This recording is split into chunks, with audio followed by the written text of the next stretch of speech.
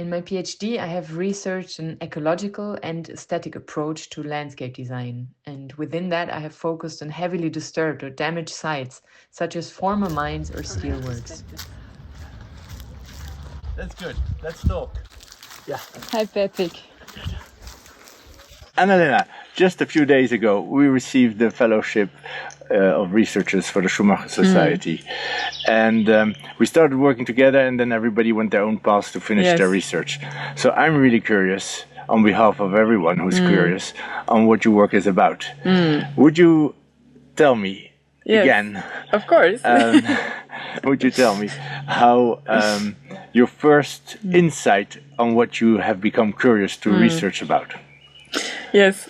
Yeah, I actually remembered a distinct scene that came to mind during the graduation ceremony. And so 4 years ago, I was living in the south of France, and a piece of land was entrusted to 3 friends of mine and myself.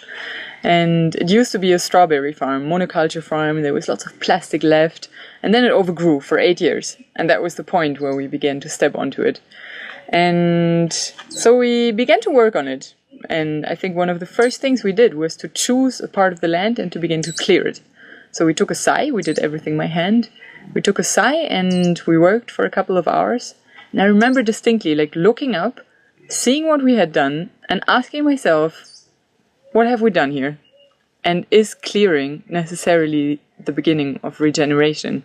And from that moment on, many questions, like every time I worked on this land with my friends, I asked myself, what are we doing here, and what does it tell us about a respective practice with landscape? Regeneration, a big word that's very fashionable. Yes. You spent some years founding on it. What is your take on regeneration? What is regeneration for you after your own experiences and everything you've read? Yes. Yeah, it's a word that for a very long time accompanied me, and I tried to get my head around it. I think my first association with regeneration is to see lush forests, to be honest. It's an image that immediately comes to mind.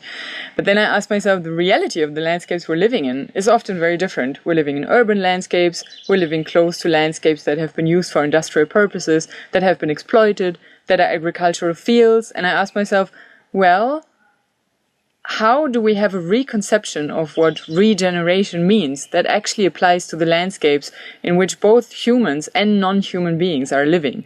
So today I draw on a metaphor that I've borrowed from Tim Ingold, which is the meshwork. And I'm looking at the lines of life of people and other than human beings tangling together in landscapes. And I ask how we make landscapes hospitable to a wide variety of living beings.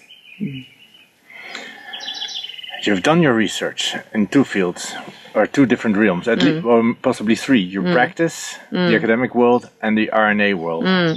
And that's a dance of 3. Yes. So how did you do that dance of 3? Yes. Oh, that was definitely one of the most challenging parts of the PhD, because so my PhD is in geography at the University of Frankfurt, but then I was deeply inspired by the phenomenological practice of the research community.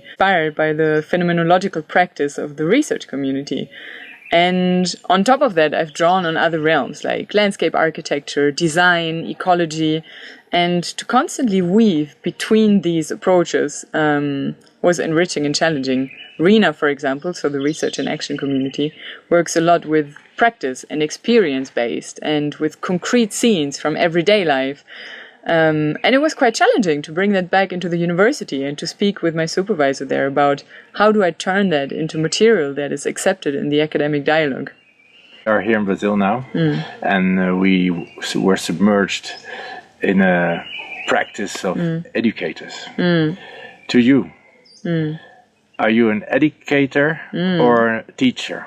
I think in my daily work, I'm neither described as an educator nor as a teacher, but I often come into projects as a landscape practitioner, as a landscape designer.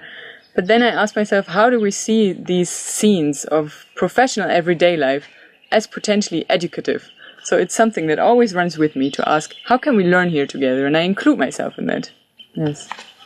Practice of landscape designer. Having gone this road, could you articulate how you go about things now?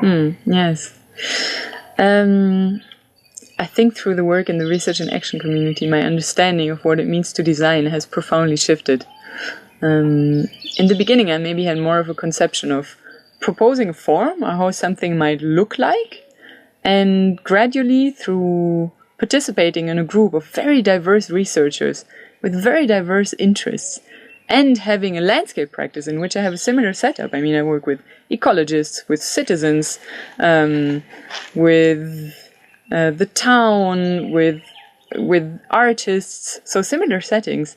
I now understand my work as a weaving of different perspectives, as a weaving of different forms of life coming together. And yeah, so in that sense, the research community has inspired my work as a designer and what I understand as design. Not a teacher, not an educator, a weaver. Yes. Yeah, I also like I often speak of weaving, and another term that is often with me is the one of milieu. And to ask, how do we create hospitable and lively milieus out of which change can be born? And asking that question is different than to ask, how can we create change? How can we make change? But what are milieus that are prone to generate the sort of change that we want to see? And I think that also asks the question, how can we have a democratic practice in which we are not proposing how things are supposed to be, but in which we are co-constructing these worlds with one another? Thank you. We got some new stuff. Thank you.